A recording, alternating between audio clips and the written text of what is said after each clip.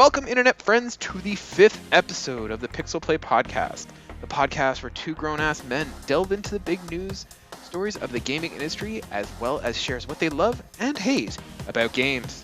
I'm one of your hosts, Kaylan, aka Ktastrophy. I kind of screwed that one up there. Let's try that again. I'm one of your hosts, Kaylan, aka Ktastrophy, along with my co-host, Adam, CSRadical. In this week's episode, we're going to be talking about The Last of Us HBO film and its casting decisions it's been made. We're going to be talking about the revival of the 6 Days in Fallujah video game. We're going to be having Adam review another game he recently completed, and might share a hot take or two that we have at the end of the episode. Thanks for joining us. If you like what you hear, be sure to subscribe, like on Instagram, Facebook, YouTube, wherever you're listening to this podcast. With that, let's get started. Adam, how are you today? I'm doing great. My co-host, aka Ktastrophy, who at one point during one of our shows, and I don't know if he ever noticed, forgot to even say his own name once. So the fact that you screwed the intro is not out of the realm of possibility. No, I never did notice that. And we're going to keep all at least of this no one in. can say, you know. To be fair, oh yeah, definitely keep it in. Definitely keep it in. I mean, if I'm going to forget someone's name, I'd rather be mine than yours. So, yeah. I know who I sympathize, am. though, I don't as need a to- guy who's done so much work, like doing like podcasts and stuff, the amount of time that I spend on intros when it's just me recording is insane because of how many times I'm like, I gotta get at least the first minute right, and then I can screw up the rest of it. Who cares? As long as I get the first minute done, it's fine. You know, it's that first impression. It can go. No one's getting to the end of the podcast. We can screw up at the end. I mean, no one's listening to that. That's It's why just you put the first part hot we take need at to the nail end. down. They gotta stay for the big stuff. Exactly. What are we going to say? It could be anything. So, yeah. So, Adam, things are going well. We've had a long weekend here. Did you get some gaming in? I mean, I had to. Even if there wasn't a pandemic, we kind of got snowed in half the time. So, I mean, I guess Yep. I can't Yeah, complain. and I mean, just to confirm- Texas is literally without power, so I guess I can at least still play my games. I was going to say, we're going to throw off the listeners. Like, are we in Texas or are we in Canada? Hard to tell right now. So, Yeah, you wouldn't know the difference these days. There's a great meme going on that like a guy posted like the weather map of like where all the heat and the cold was, and it's just all warm on the coastlines, and it's completely cold in the middle. And they call this is what the weather what people would call the microwave hot pocket front. I like that. That's good. I'm assuming you were playing Ghost of Tsushima. I am. Now, I know we're not gonna do what we played every week, but just because I love the game so much, I'm curious. You know, no spoilers, no nothing. Like, how's it going? What are you thinking? What's your impression of it? Hot take, it's hot garbage. We're saving that for the end of the episode. I mean, if it's a hot take, my real take is it's fine. Like it's not reinventing anything for me. It's just an open world game. It's more just I'm having fun just being lost and just killing endless parades of stuff. Okay. Yeah. Which is what I wanted. I wanted to kill lots of things and to look pretty doing so. Are you thinking that like the underwhelmingness of it is a result of just hype and everyone talking it up so much, or because like I know I was gushing about it. I think it's just because it's an open world game, and it's just there's not a lot you can do in that style that isn't just go to this point, do the thing. Okay, go to this point, do the thing, or you can just explore and just go through the map and stuff, which is every open world game. But I mean, Horizon is exactly that, and Horizon is one of my favorite games, so sometimes it's not a big deal. Yeah, it's just not clicking with you this time. It's not that it's not clicking. It's just I'm not like, oh my god, this I can see why this is game of the year. I'm just playing it, being like, yeah, it's pretty good. Okay, well, you're wrong, but that's okay. Okay. We were Okay, saving well, the hot takes for I thought later we were at the saving end of the hot, episode. yeah. I thought we were saving that for the end, and now you're just like, you're wrong. Well, that's not a hot take. Yeah, that's just the All consensus. right, well then here's the ultimate hot take. People can disagree. Not on the internet. That's impossible. You're right, Anyways. that actually is impossible. Speaking of Sony exclusives, let's start with topic 1. The Last of Us HBO TV show finally has a Joel and Ellie.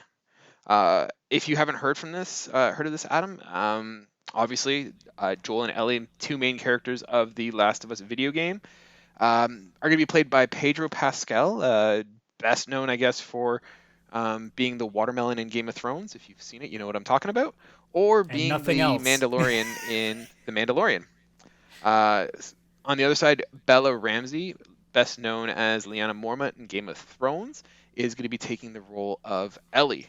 Adam, let's start. What's your level of Last of Us? Like, where do you fall in the Last of Us game? I guess we're going with hot takes again. I don't think The Last of Us is a good game. I could Okay. not stand it when I played it. This is just gonna be the episode of hot takes. I guess so. I guess we're just titling this episode "Hot Take." Yeah, So, yeah. The pizza pocket of podcasts. Episodes. Yeah, no kidding.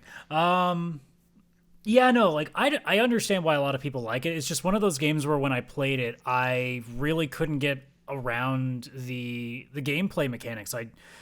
I've played a lot of stealth games. I've like Metal Gear Solid, your Assassin's Creed, and I feel like I can generally get a sense of what I need to do to get around stuff. Whereas when I play Last of Us, I felt like there was no way of figuring it out. You just had to guess sometimes, and I didn't really like that part of it. And then the gunplay was so really shoddy, like really not that fun. And it's depressing as all hell. So when you mix a game that is extremely depressing with mechanics that are not so solid for me, I'm like, man, not only am I not enjoying playing the game, but I'm not enjoying watching this game. What am I doing with my life? So I went back and probably played some anime bullshit, and I was happy again. See, I fall on the complete opposite side of the camp. I love The Last of Us, and it's probably my favorite game of all time. We've been agreeing too much. This is good. Yeah, you know what? I feel like we're past the point of being polite, and now we're just really coming at each other. No, for me, I love The Last of Us. I love the environment. I'm a huge post-apocalyptic fan. Not surprisingly, not a huge zombie person. Like I'm not into The Walking Dead or Resident Evil or any of that stuff. But that end of the world kind of, things are falling apart. People are fighting one another. I really dig that, and I like the grounded nature relative to the whole zombie apocalypse. There's a grounded nature of The Last of Us. I thought the story is incredible, even if it is somewhat, played out. I thought the character, development was great. The gameplay, I can understand why it wouldn't be other people's cups of tea, but for me, it just clicked. And so I have played The Last of Us 2 or 3 times back to back. Well, not back to back, but I've gone back and played it a couple times. I absolutely love it. It's a game that I can never not get tired of. So I'm super excited for the game and the casting choices that have been made. It's okay. I'm glad being the hipster guy that's apparently like, I don't think The Last of Us is a great game. Everything it's overrated. I don't think it's overrated. I'm just like, yeah. Yeah. So I guess my question to you is, I mean, are you excited? Do you care about The Last of Us TV show? Or are you kind of whatever? I mean, I'm whatever, but it's not because it's Last of Us. It's because I really don't watch a lot of TV. Like I not just you, but I have a lot of friends that are like, oh my god, look who they casted for Joel and Ellie, and I'm like, I don't watch Game of Thrones and I haven't watched The Mandalorian yet, so these people mean nothing to me. So I'm just like, oh okay. Look, I'm sure it's cool casting, guys. as the odd man out, just being like, yeah, cool. So we need to have a real talk for a second. Uh-oh. Everything you are saying this episode is wrong. You have not seen The Mandalorian. You have not watched Game of Thrones. Now, granted, an argument can be made. I have watched Game of Thrones. Don't get invested. I didn't get into it. Game of Thrones, I tried. Okay, yeah, I was going to say. I couldn't get into it. I was going to say, an argument could be made now, but I mean, how did you avoid that hype? One of my friends tried to put me on it. Hey. He tried to put me on it, and then I watched like 2 episodes, stopped, and went, Bud, if I wanted to watch porn, I could just go on the internet. I don't need to watch Game of Thrones for this. Yeah, but you could talk to people about what you watch. You can't have that water cooler talk at the office. That's okay. I don't talk to people. Game of Thrones is like the 50 Shades of Grey for guys.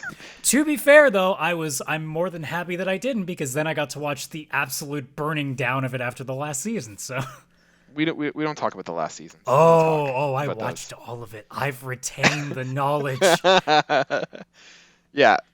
So like I said, an argument could be made to not watch it now. However, at the time, it's hard for you to have missed it. But yeah, for me, I guess the casting choice, I think Bella Ramsey is going to be perfect for, doing an Ellie. I mean, obviously there's other people that look far more like her. I mean, you've got you've got other actors and actresses that could be played. But I think the Ellie cast is a great choice. For God's sakes, Tom Holland is Nathan Drake in an Uncharted movie, so who knows? Like, as long as the writing's good, you can kind of put anybody in any role. Because I mean, Yeah, we've had some amazing cast choices, and it just ends up being crap because the dialogue is terrible or the writing's horrible. So it doesn't. It really, if the show ends up just being well written and or if it's just really close to being exactly like the games, well then you're gonna get what you want out of it, and it doesn't really matter who it is unless it's like a really butchering job of the character, which. I think at this point, people are taking video game adaptations seriously enough that I don't think that'll happen. yeah. For me, the only question for me is Pedro Pascal. And don't get me wrong, Pedro Pascal, fantastic actor. I like him. I just can't picture him playing as Joel. And that might just be because of the characters that he's previously played, I guess. I've been asking the question, like, do you think a big part of why people are really like amazed with the role and not really talking about it much is because they're just big Mandalorian fans and they're just happy to see like a name that they know right now being in a big role? Because I get the feeling that like a lot of people are really happy with the casting choice only because of that, and then at the same time I'm also sitting there being like, I feel like they might made a bad choice by getting like the hot name too, so it can always go both ways. I think it's going to be the opposite. I think him coming off of The Mandalorian is going to be, it's really going to help bring attention and get people into watching it. But I think, like, I look at some other characters and some other people that could play it. Like, the one that was thrown out really early that I just think is, like, the perfect fit is, and now I'm going to butcher the name, Nicholas Coster-Waldau, the guy who played Jaime Lannister in Game of Thrones. Like, I think he's got that grizzled look, and he's kind of played a bit of like a heartless character in the past and stuff. So I just saw one picture because I didn't know what he looked like. As soon as I put one picture, the immediate result was like, "Oh yeah, that's exactly a Joel look." Holy shit! Right. Like he's got that. He's already got the beard look. Well, I'm like, it's funny because I look up. I did like a Google image search of him, and like the first row, the last picture is him compared to Joel, and I'm like, yeah, this totally works. Whereas Pedro Pascal, I can't see it because, like, I don't know. I mean, it's not a bad choice. I think he's definitely got more star power than Nikolaj does, but I was kind of leaning towards. I mean, there also could be much worse choices too, so you kind of take what you get. For sure. I mean, it's not a bad choice. It's not a bad choice. You also take that, like, it's a game adaptation being taken seriously with HBO, like that's unheard of. So you're kind of just like, look, you guys do whatever you want. I'm just glad we're getting this, like, video games are art attention again. This is nice. Just don't screw it up. So I guess my question for you then is, in designing this, like, I've heard conversations and it goes one of two ways. Do you think that they should adapt this, one for one with the video game in terms of story wise, or should they kind of should they switch it up a bit and kind of adjust it and kind of make it their own?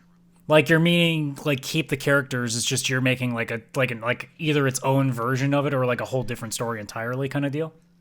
Well, when they first announced this, it was like, are they going to make an original story in the Last of Us setting? And obviously now that we have an Ellie and a Joel, we're not going to go completely off script and just make a brand new thing. But do you think how close do you think they should stay to the original story of The Last of Us, or how much do you think they should adapt it to fit? I mean, if they wanted to do how much something, creative license do they have?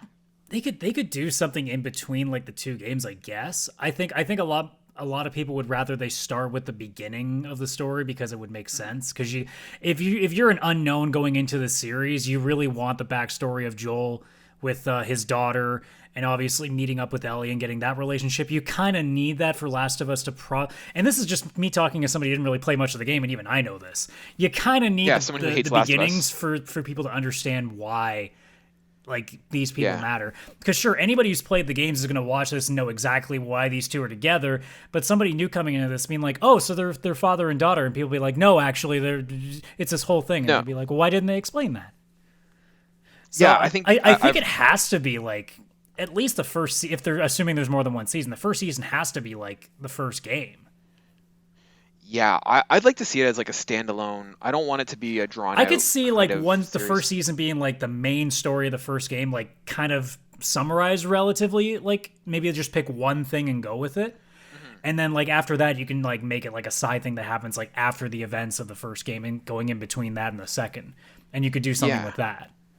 Yeah, I think that would be a cool way to go. I've heard people talking about, people have already, people know how this game goes. Like they already have the story, so like, should they go and adapt it and make it new and fresh? And I'm like, no. I think, to be honest, the Last of Us HBO special is not necessarily made for gamers, right? It's not made for the people who played the game, and I'm kind of happy about that. I think for me, like, I love the story of The Last of Us, and like I look at someone like my dad, and I know my dad would love that story, but I can't get him caught up enough in video games and to, learn the skills and how to use a dual shock and dual analog sticks and stuff, so he can get to the point that he can enjoy the story.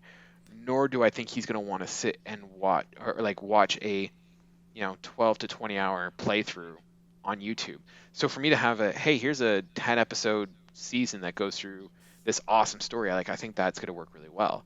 Well, and most importantly too. Oh, sorry, finish what you're doing. No, I was going to say, like, I think fans of the game will enjoy it, and like people will enjoy it, but I think for the most part, I think it's going to be catered more towards those who haven't played it before. Well, and most importantly too, right? Like, we also talk about how this game is a masterpiece. Like, most critics and gamers alike think this is one of the best games of that generation, and it largely goes with its story. Yeah, I know, I'm not. But like, largely, like, people talk about how this is one of the better stories in gaming, and if that's the case, don't you think they should tell that to people outside of the gaming community? That'd be a good way to start. Yeah, I think that's definitely the way to go, so I'm hoping that works. Now, the question that brings is, do you think this is going to work? We are not at that point that I can trust anything that's a game adaptation. I am still a coin flip for anything related to video games that goes outside of the gaming spectrum. We all went into Sonic the Hedgehog thinking it would be crap. We went into like Pokemon Detective Pikachu possibly being crap. We've been doing this for 20 years and maybe longer than that, depending on how far back you go. I'm not sure what people thought about Super Mario Brothers when that movie was coming out back in the day. So anytime a video game gets an adaptation outside of video gaming culture, unless it's an anime, and even then anime is suspect sometimes, I basically flip the coin and I hope to God it comes up heads. That's basically how it works. And more often than not, it seems to come up tails. Yeah, I think percentage-wise it's skewed towards being bad, but I don't know. I think it's better than it used to be. I'll give it that. That's what I was going to say. There's been some home runs lately. There's been some home runs lately, like especially with with TV shows. Like I think, to be honest, like, you've got like The Witcher, and The Witcher is fantastic. Now, an argument can be made of how much does that follow the video game and how much does that follow the books. But there's that. Yeah, I mean, it's technically a book before a game, so does it count? True. Then there's the Castlevania. I know that one's been getting some very high praise. Yeah, and anime has the advantage too that you don't have to worry about crappy acting performances or bad like cinematography. It's animated. You can put it wherever the hell you want it. That's true. And then you've got like Detective Pikachu, which once again, I don't know how much that counts as like a video game movie, because it's just kind of taking the license and telling a story with it. I mean, it was still good. And I never saw Sonic. And that's true. Sonic is like a 20 out of 10 because everybody expected a 1 and they got like a 7. So yeah, I admittedly still need to see that one. I haven't seen that one yet. So, but I've heard good things about it. It's actually relatively good. Yeah. So let me ask you, surprised. Good or bad? Let's do it. Let's go into it. I was gonna say, what would you say? Like, pick like, if we're putting aside like not critical acclaim or like reception, what is your favorite video game movie adaptation? Well, I'll give you two then, because I'll give you one that's current and then I'll give you one that's way back. So like, video games always operate in this like different eras. There's like the old era where you had like a lot of really, really cheesy bad ones, like your Super Mario Brothers and your Double Dragons. And then you also have the current generation, which is your Sonics and Detective Pikachus. You'll notice that I left out a specific generation in the like 2000s because we don't talk about those. Because aside from seeing, I guess, Devin Aoki and Jamie Presley in bikinis in Dead or Alive, there was not a lot of good video game stuff in that era. So I'll give you two. Sonic is the one from the current, because honestly, that movie is way better than it had any business being. And thank God they changed the visuals, because I think if the visuals were as bad as they were set out to be, that movie would have sucked no matter how good the script was, because it would have just been jarring to stare at. But oddly enough, it worked. Jim Carrey is a fantastic Robotnik. It worked flawlessly. Now I just hope to God that when they do the second movie, they don't screw up that goodwill and bring in a Knuckles that makes us hate Knuckles again, because whenever Knuckles has a voice, we seem to hate it. So I'm always worrying about that point. But that movie is way better than it ever should have been. I think that's why I give it a special place, just because we went into the theaters to see that movie expecting it to be fucking terrible. So when we went in and we're like, that was actually really fun, that was the feeling we got. But if I was still to give the award to the best one, I go back in time and I go back to the original Mortal Kombat movie. Not because it was a great film, but because it was legitimately Mortal Kombat on a film screen. You could not make any bad things about it. You could say it's cheesy. Mortal Kombat is cheesy as shit. Come on. Yeah, I don't think that... I was going to say that is probably my favorite... Not Mortal Kombat Annihilation. Those are two different things. Let's keep that in mind. No. We're talking like original Mortal Kombat. And yeah, I think that is probably, as sad as it is to say, probably like the best example of like capturing a faithful adaptation. It's cheesy as hell, and like you said, that's Mortal Kombat. Like, I don't think it's a result of the movie itself, but I mean, how do you take it? Like, how do you not love a movie where there's literally so many quotable lines? Those were $500 sunglasses, asshole. Yeah. Honestly, it's a fantastic movie. Not in the sense of like it's good and like I would say this is high art, but man, have a couple beers and watch that movie. I think it was Christopher Lambert, right? I believe it was. And for some reason he couldn't stop laughing during his shoots. He's just like, haha, I don't think so. He always felt like he had to like snarkily laugh every time he said something. It was so bad, but it was good. Really, Mortal Kombat is the movie that people really say the line, it's so bad it's good. Yeah, it's not like I would not argue. Masterpiece by any figment of the imagination, but it is fun. It is so much fun to watch. Here, I've got it right here, pulling it up. Mortal Kombat, 1995, and like it's got some pretty like you recognize some people in there. I mean, Christopher Lambert Shang is Tsung was one of the major characters in Man of the High Castle. That threw me the hell off. I'm like, holy shit, Shang Tsung's in this. Yep. Yeah, I'm trying to see if there's anyone else that I like recognize here. No, he's Christopher Lambert's like the big one there. Yeah, that was a pretty big deal. Yeah, and then Kari Hiroyuki Tagawa, I think that's how you pronounce it. Yeah, he's in there, and like he's a pretty big actor, and he did Mortal Kombat, and actually he is the voice of Shang Tsung in Mortal Kombat 11, so he just kind of owned it. Yeah, so like I said, I think that's, I mean, if I'm cheating, I'm gonna say like The Witcher. I think The Witcher is like the best example, but I mean that's kind of a cop out a little bit with it being a book and being on an episode TV show, but yeah. You know, as bad as it is, Doom also has like a pretty okay place in it. Like, I'd say it's probably second to Mortal Kombat. Once again, kind of a dumb like we're harvesting energy from from a gate to hell on Mars. Like, it's kind of dumb. But I mean, The Rock's in it, so like, and an early Rock is in there. Yeah. How can you hate it? That last scene where like you're actually like seeing Doom in first person shooter is so bad but so good. I think that's why a lot of people actually accept the movie, because it was such a good. Yeah. So once again, I'd give an honorable mention to the Doom movie. So, yeah. Any closing thoughts on? One of these days we'll have a dishonorable mention podcast, and we'll just be it'll be like a go home. Yeah, show. Dishonorable mention. Go home. You didn't do well. You miss 100% of the shots you didn't take. You shouldn't have taken that shot. You should have not taken all just of gone the home. shots. You should have gone the fuck home. There's no shame in trying. Yeah, there is in this case. Go home. We did not need a frickin' Street Fighter Legend of Chun-Li movie. I have tried so hard to repress that movie from my brain, and I can't. It's like Dragon Ball Evolution. No matter how much I try to get rid of it, it won't go away. And we'll never be able to forget it. Yeah. Anyways, Adam, what do we want to talk about next? Well, I guess speaking of things that I can't repress from my mind, they brought something back from my mind that I totally forgot about. So, 6 Days in Fallujah.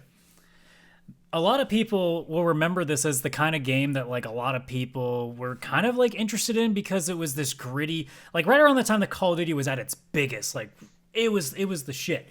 So 6 Days in Fallujah was supposed to be almost Call of Duty, but like super serious, like legit serious, not fake serious that Call of Duty tries to do with all of its stories. No, like legitimately based on real events that were freaking horrifying.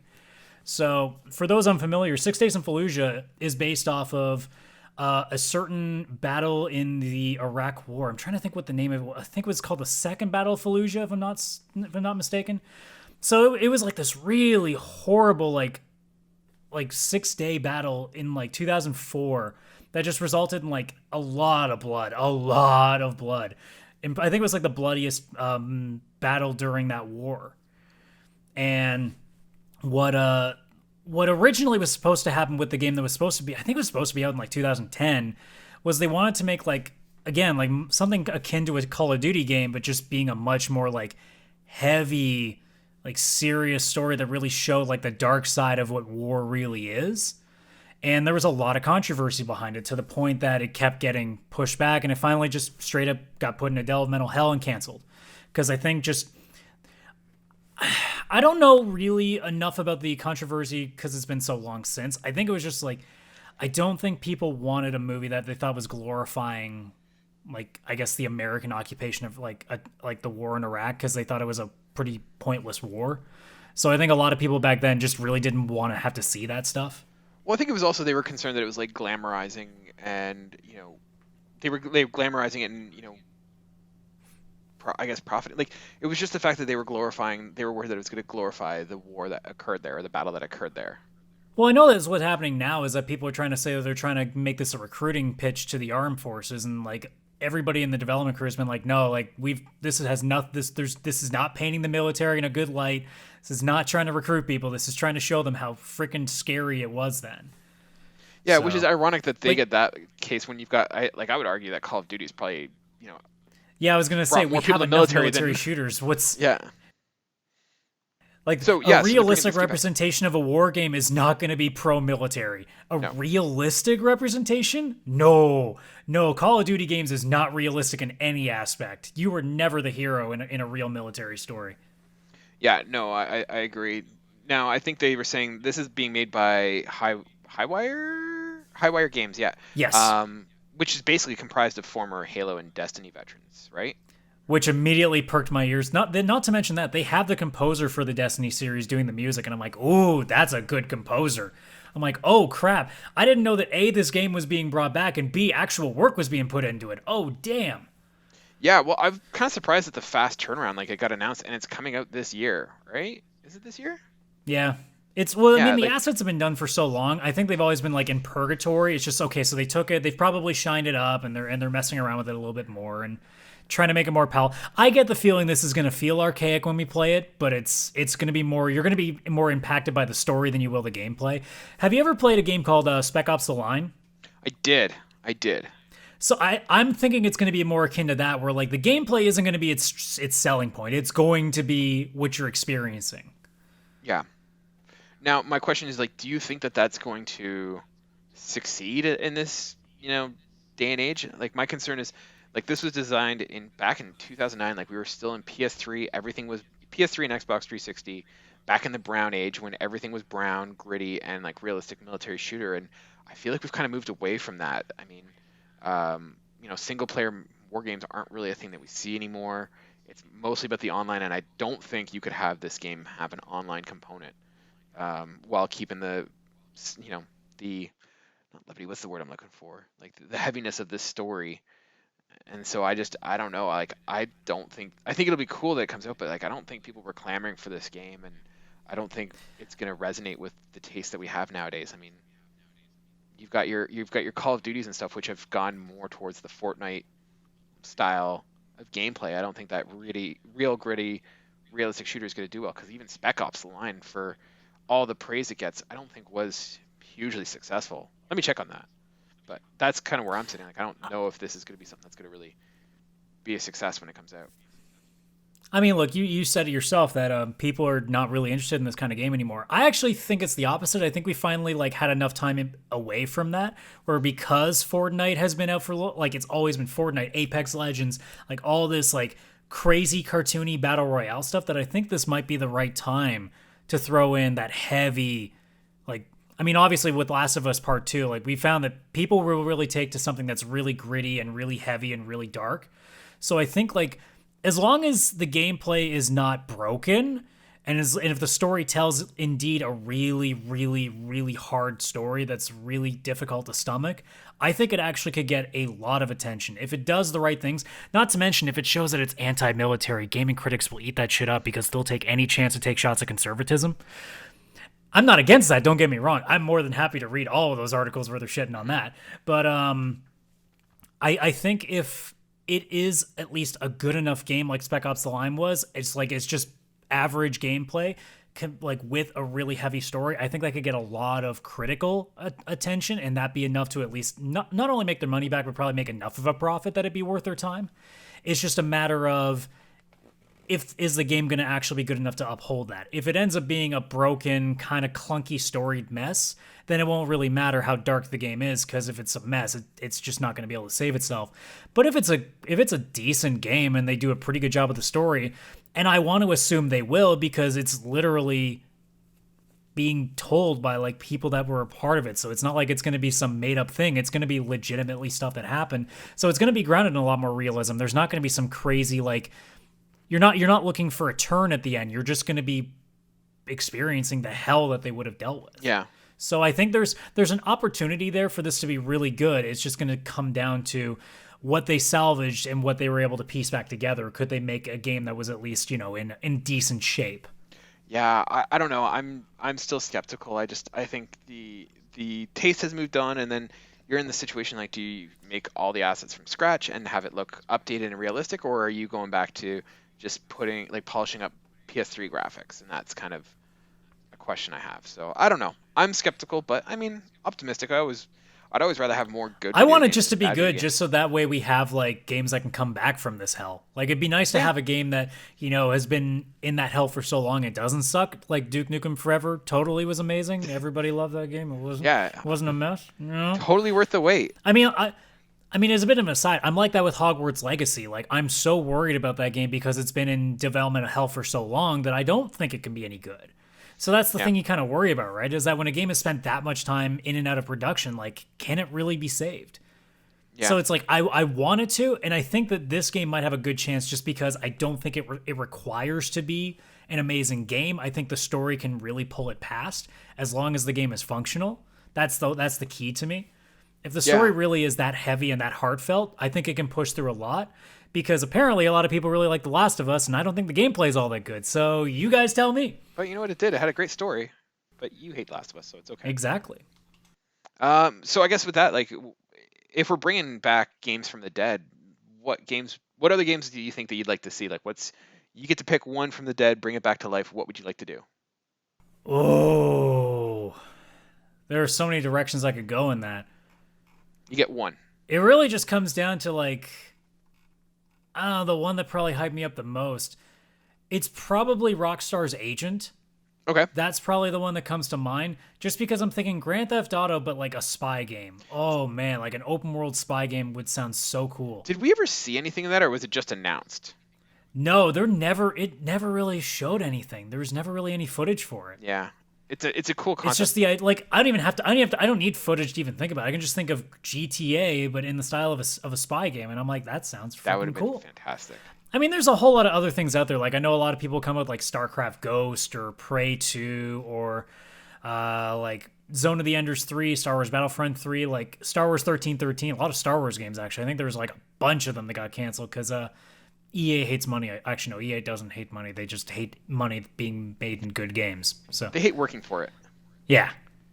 Yeah.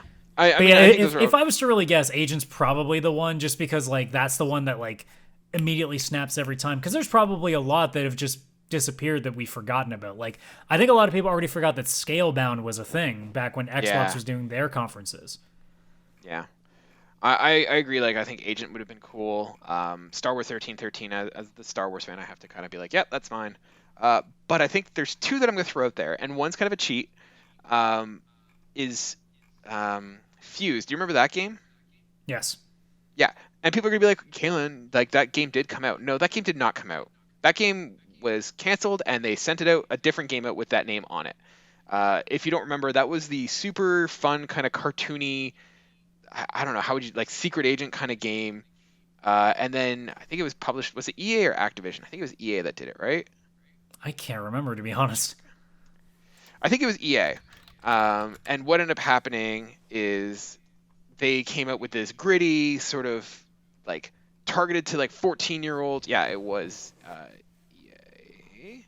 And it came out like super gritty. It lost its charm. So like that's gonna be my cheat. And I'm gonna say that's the one that I kind of wish had come out because I was eager to play that one.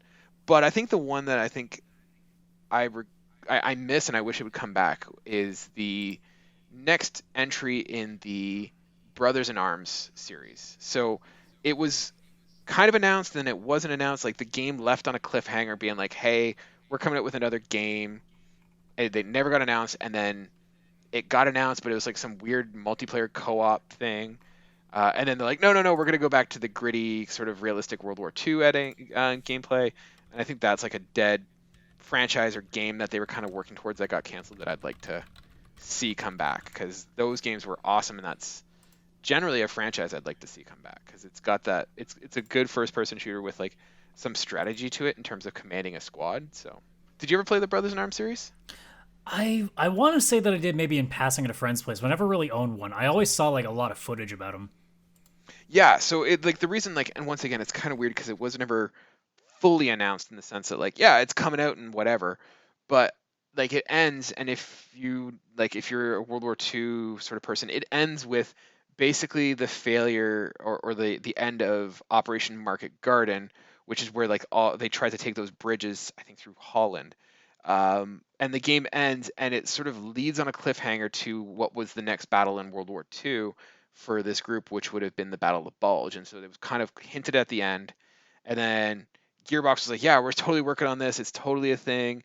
There was a trailer for it, which was terrible. And then they're like, no, like it's still in development for like a realistic one, and it just never came about. So that's one I would like to see. So, but who knows? If 6 Days in Fallujah can come back from the dead, then any of them, I guess, can. Speaking of games that we have had to play, Adam, you recently finished another game, and I know that we typically, when we finish those games, we like to talk about it. So we're going to switch things over to the newest second edition segment that we call Untimely Reviews. I know we're still it's a new name again. We're workshopping a name, but yeah. So we're going to call it Untimely Reviews. We don't get our games for free, and we have jobs that take us away from finishing them. So we only get to finish games when we do. So we'll bring those reviews to you when they're ready, not when they're timely. So, Adam, what is it? What did you finish playing? Well, today in Adam tries to sell you on a video game that you've never heard of and probably won't play, Part 2, Electric Boogaloo. We have Trails of Cold Steel 4. So I'm going to have to explain this in a different way and not just talk about the one game, because it's really hard to explain a game that is the fourth of a series of games. So I kind of got to start from the beginning. And I'll try to do this as succinctly as I can and without being really confusing, because it does kind of get complicated. So full context, I have never, I know of this game. I've never played it. Don't know anything about it. So this is going to be all new to me. All right, let's see if I can do this without making you completely want to distance yourself. So Trails of Cold Steel, hold on. Trails of Cold Steel is a 4-part series that is also part of 2 other series that span 5 other games. So the interesting thing about the Trail series, it's part of a big series called The Legend of Heroes. And they've had 2 arcs beforehand, one called Trails in the Sky, and then one that is called Trails to Azure. It's not fully translated in English because it's never got an official release. Trails in the Sky is on Steam, and I believe on handhelds.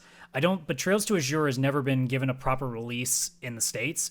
There's fan translations, but it's a little bit weird because Japan is really fucking strange when it comes to releasing stuff. Remember, like, everybody remembers how we got Final Fantasy games in weird orders. Yep. So the best way I can explain Trails is that Trails is what would happen if you took Final Fantasy games and actually made them one overarching story. So, like, if Final Fantasy 7 to 15 was all one world just with different characters doing their own things, that's what Trails is. In fact, from Trails in the Sky, the first game out of the 9 games they've done so far, ending with Trails of Cold Steel 4, it's only 5 years on the planet. So the entirety of 9 games has taken place over the span of 5 years on 3 different continents. So it's almost like the MCU of gaming in the way that they have this massive story that's told in very different instances. So a lot of people, I'll answer this question too for some people because they'll be like, oh, should I start with the originals? You can. I just would tell you, you don't have to. Not to mention, I've seen there's a massive fight online about it. Some people say you have to do this, otherwise you're going to get lost. Here's the reality. You can play Cold Steel and then just Google the stuff you don't get. That's doable.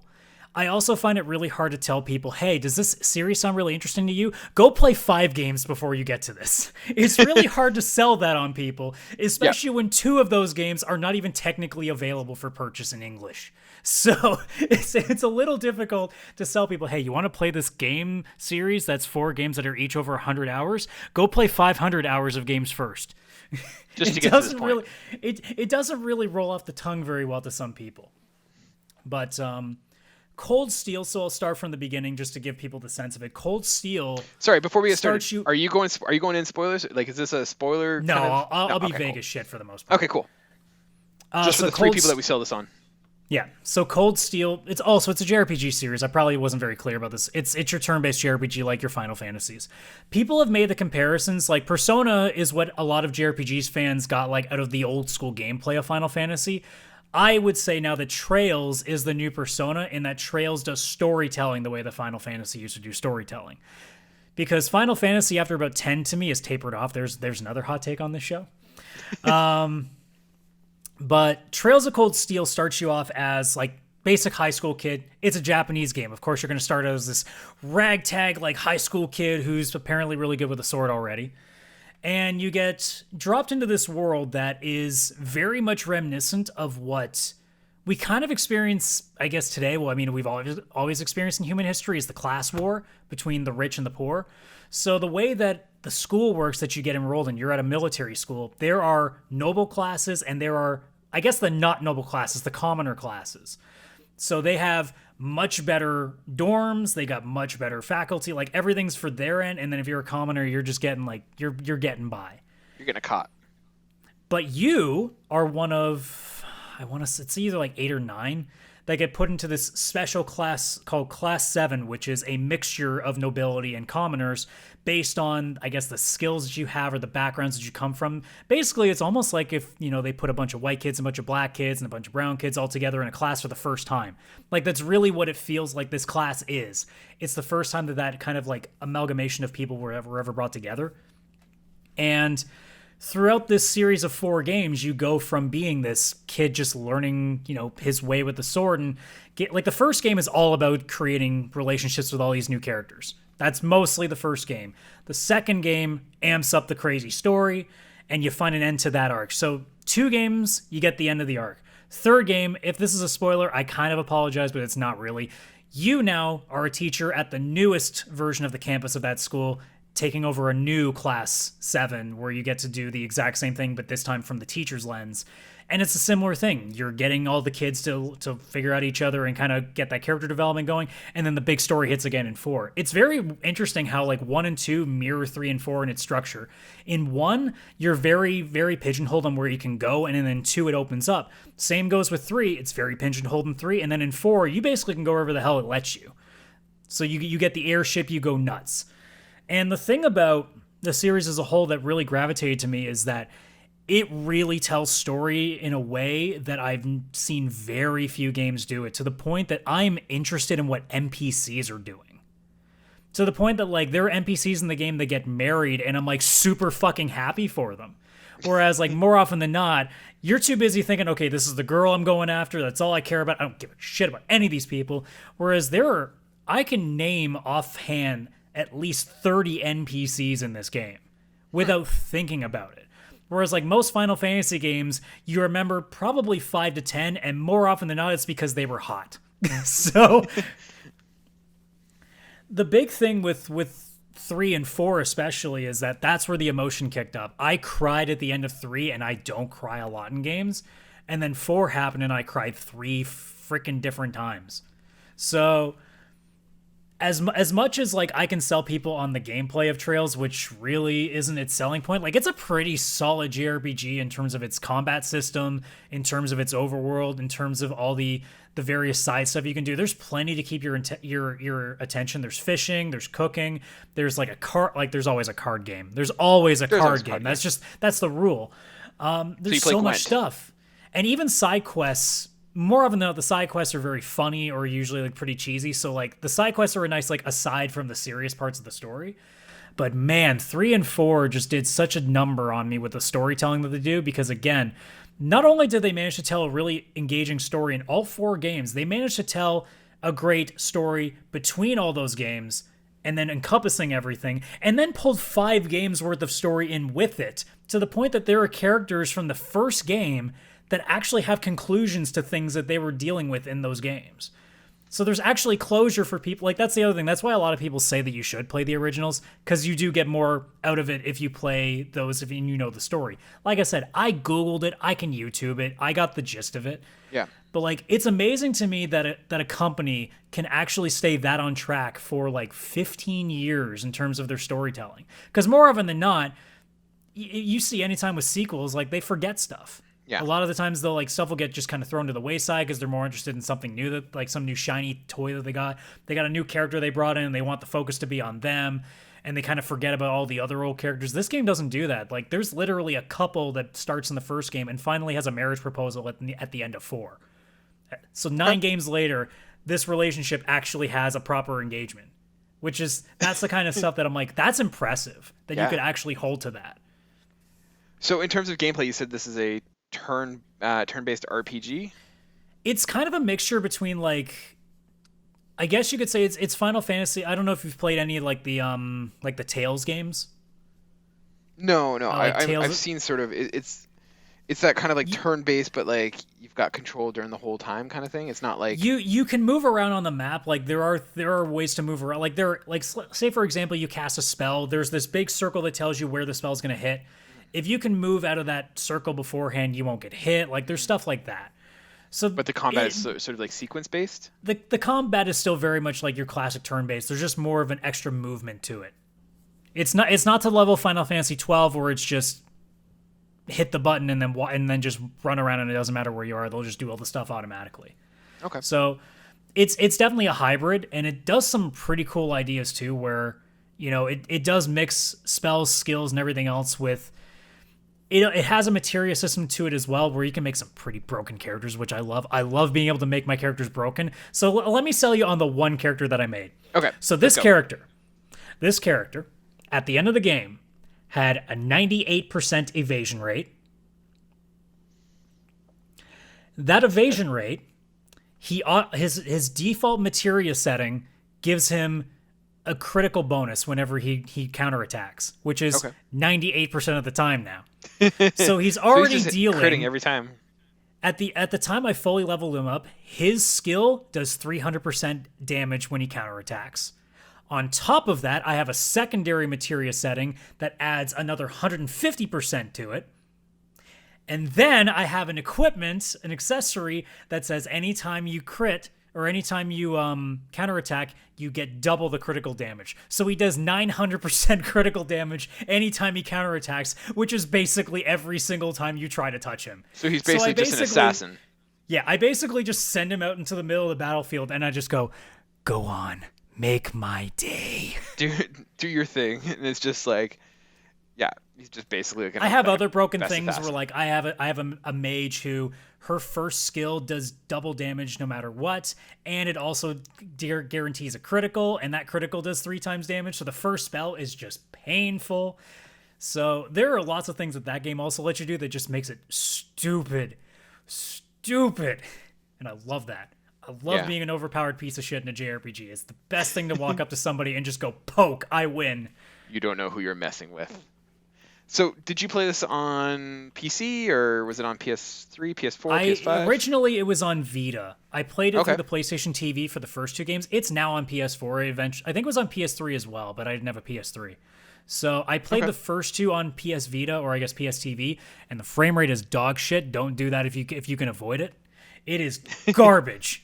So when I finally played Okay. 3 on PS4, I'm like, oh, this is what 30 frames looks like. I almost forgot. Now, would you say that 4 is a good place to jump into, or it kind of sounds like you can jump in either at 1 or 3? Like, Oh, I would say jump in at 1. It okay, makes more sense to jump in at 1. You could jump in at 3 if you really wanted to, but at least with 1, you get a little bit of the background of the world you're in. 3, it really is its own story, so it kind of works. There's maybe a couple of things that you wouldn't know.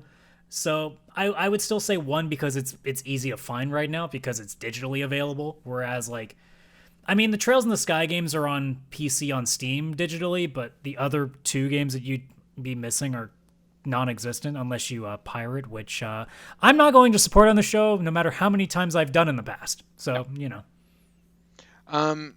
And so like the main sort of thing, like the story kind of centers on like these people, I guess, getting together and kind of learning like the power of like friendship and like understanding and tolerance and stuff in like what is sounds like a generally intolerant kind of class-based system. Oh man, I don't normally care much for political storylines, and this game made me go, "Oh man, I'm actually super into this." Now, there is a lot of it, like especially in the last 2 games, in 3 and 4, it starts getting real anime bullshitty. I lovingly say anime bullshitty, but to some people that's a really bad thing. Oh yeah, that so turns there me is off right that there. warning, but it it's such a mixed bag. Like a lot of people, if they've played like the Yakuza games, it's a similar story where it's like you can get some crazy good serious storytelling with the wackiest shit. There is some Yeah. pretty wacky ass shit that happens in Trails while also having this pretty serious like political struggle, war torn story about you as like a bunch of teenagers just trying to figure out what the hell to do. Because you're basically just starting in a military school and all of a sudden shit's hitting the fan. You're like, what are we supposed to do? We're just kids. And then the game goes, you're kids. You have the power of friendship. Go beat up these adults. And we're like, we'll try. Yeah, that sounds pretty good. So where would you kind of put it? Like, if you were to like give it, I mean, I don't know if we are doing rankings, this whole segment seems up in the air, but where would you put it? It sounds like you liked it and would recommend it. Like, This is because Final Fantasy has sucked for so long for me. I have not loved a Final Fantasy game since 10. I might actually put Trails as my favorite JRPG series. Just because those 4 games were that much fun and that much rewarding. Just because they told that good a story for 4 games and did something that I didn't think was possible in a JRPG. Because JRPGs barely have enough struggle like focusing on their one story when they make one game. Whereas, like, this game was able to tell a pretty cohesive story over 4 games while encompassing 5 others that I'd never heard of before. And was still, even with the little research I did, I grew to understand most of it pretty well. That's why I don't like it when people say you have to play them. I had a pretty good sense of most things. If you give me enough time, I can catch on to shit. There was a point in 4 where I think for the first time they introduced a character's mother from some of the previous games. And even then I took one look at her and went like, I bet that's so-and-so's mom. And I was right. I don't have to know everything to figure out shit. Sometimes you can guess, because Japan is actually a lot more obvious than you give it credit for. But, well, it's awesome. Honestly, like, I put 3 honestly as one of my favorite games I've ever played. Trails of Cold Steel 3 is one of the best games I've ever played in terms of everything combined. I don't know if Trails is as good as Persona is. Persona is like the perfection of JRPGs right now, but Trails is becoming what Persona started on the PlayStation 2 when it really started making headwaves here. Because Persona 1 and 2 didn't really do much here in North America. It wasn't until 3 came out on PS2 that it started getting attention, and then 4 started really getting the mainstream, and now 5 is like pretty big. Yeah. I think Trails, hopefully, in my honest opinion, will become that in a couple more games. Cool. Because it's doing an in-between game right now. It's out in Japan and probably will be out in the next couple of years once it gets localized. But the next game is the next big arc, and I think that's what a lot of people are starting to be excited for. Because it'll be new engine, completely new continent. Like it's right back to basics again. So I think that might be a great place too for people to jump into because it'll be a completely brand new setting again. Well, that's awesome. And just remember, when it blows up, we were the first ones to kind of talk about it. So we're technically on the ground floor. Like, we're trendsetters now if it picks up. Yep. Call me, E3. Let's go. Tastemakers right here, guys. Right here. So. Yeah. Awesome. I'm glad you like it. Speaking of tastemakers, like what really about cool take makers? What? Oh, the hot takes. Wow, that took way too long for me to figure that. Yeah, no, I feel like you've been dropping hot takes all this episode, so I figure we should probably end with how we started. So, Adam, we were kind of talking about this idea of just finishing off the show with like dropping a hot take here and there, just to kind of leave some discussion or whatever, or figure we can alienate some fans. So, Yeah, do I you feel want to like kind we're of share ending one of your shows hot? too happy. We should probably be yelling at each other at some point. Exactly. So, my question to you is, do you want to share a hot take this week, or do you want me to go ahead and share one? I think I've done enough hot taking for one episode. I should probably give you the floor for one.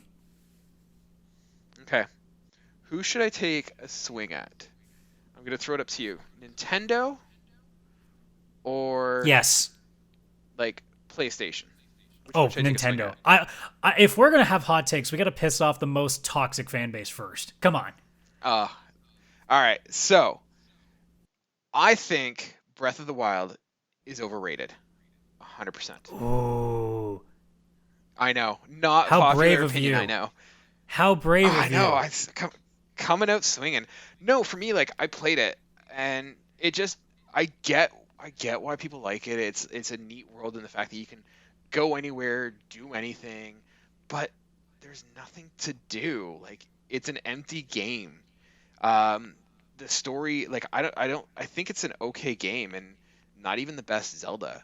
Um, One of the things that I've always loved about Zelda was like the story and like the sequence, and this is a huge departure from it. And I feel like if this game had any other title and came from any other developer besides Nintendo, this game would have been forgotten. And I can argue that because like you look at something like Phoenix Rising and no one's talking about that game. And that's See, here's the basically just a problem. clone I of. push back on that because Genshin Impact exists, and I think it's even worse, and people love it just because they like their anime titties. Yeah, but for me, like I look at like Zelda and like there's a bunch of little activities to do and like the physics engines and the creativity are really cool, but that's just like a proof of concept of like gameplay mechanics. Like that's not a game in and of itself.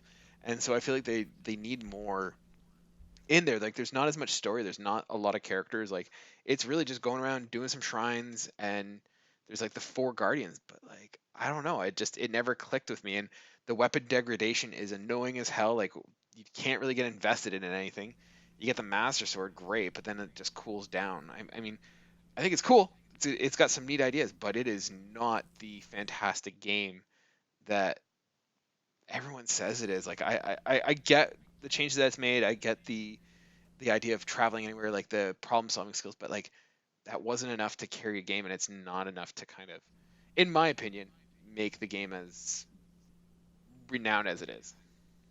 No, I haven't played Breath of the Wild because I don't own a Switch, but I have played Genshin Impact, which is I'm told is like the Chinese equivalent to that game. And I played about an hour of that, and I went, if this is literally a clone of Breath of the Wild, I am so glad I don't own a Switch because this is fucking boring. Yeah, like it's the argument that people make is that like it's good because like if you see something on the map, you can go and explore it, and you can go anywhere and do anything, and that's cool. But I mean, I don't know. I'm more story driven in the sense that I need a purpose and a reason to do what I do. But for me, like there's not much there, and like I it's don't mind open neat. world games, but like if the open world part of it isn't a lot of fun, because I found because again I'm talking about Genshin because I have no experience with Breath of the Wild, but it's apparently it's similar.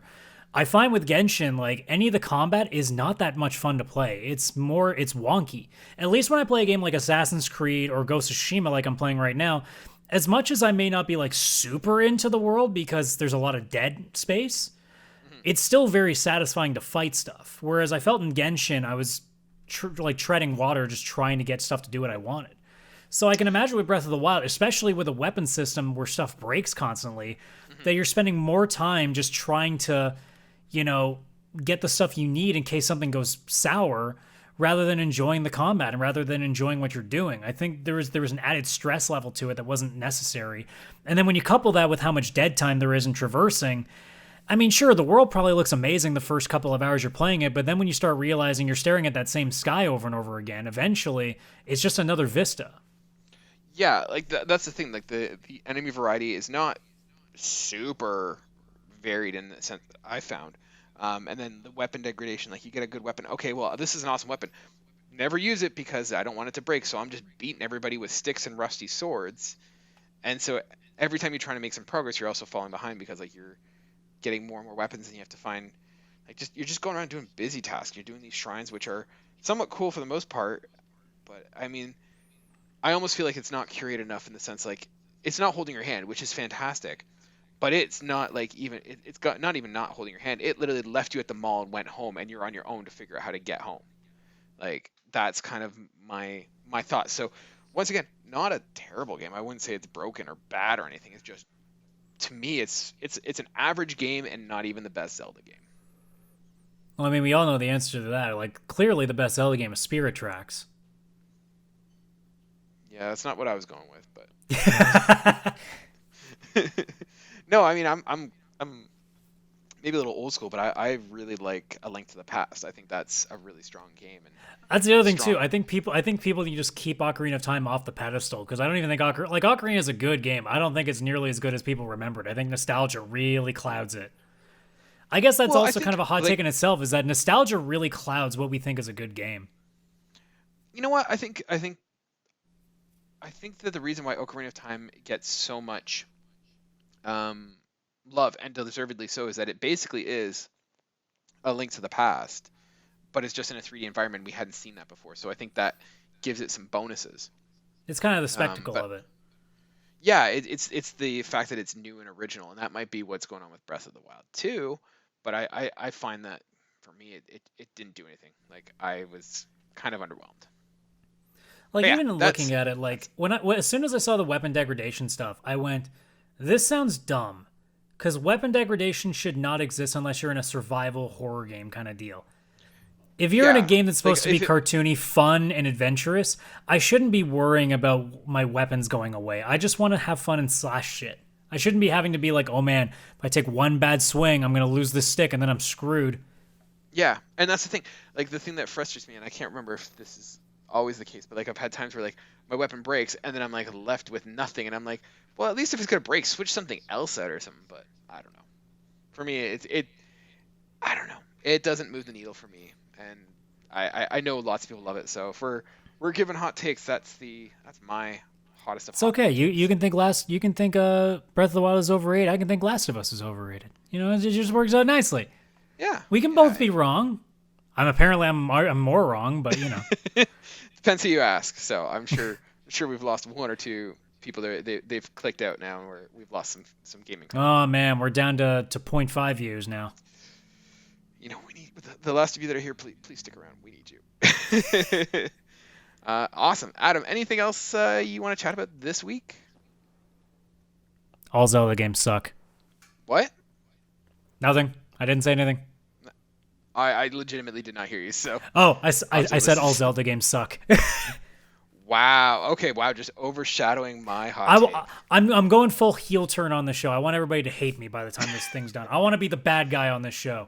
So Adam doesn't like anything except his JRPG 200-hour video. What do you got against butts, huh? What do you got against anime butts? Awesome. Adam, thank you so much again for joining me for another week. We'll do this again next week and see what comes up in the news stories. Any closing thoughts before we wrap it up? No, I think I love anime, or what's wrong with anime butts is a great way to end any show. You know, I think yeah, we're gold there. So thanks, ladies and gentlemen, for joining us. This has been the PixelPlay podcast. You can find us on YouTube at PixelPlay Podcast. PixelPlay, all one word. We're on Spotify, Anchor, Google. Adam, is there anywhere where we're not in terms of podcasts? I think Apple's still in the works. It takes a while on Anchor, and I'm not sure why. Yeah. I can't do it manually anymore. It sucks. We're working on that one. And you guys can find us on our social media at PixelPlaycast on Instagram, Twitter, Facebook, wherever. And you can email us any questions, topics for shows at pixelplaypodcast@gmail.com. Thank you so much. If you like what you've heard, please subscribe, pass the word on, share it with your friends. We'd greatly appreciate that. I've been Kaylan, aka Ktastrophy, and my co-host CSRadical, aka Adam. Thank you so much for joining us, and we'll talk to you guys next week.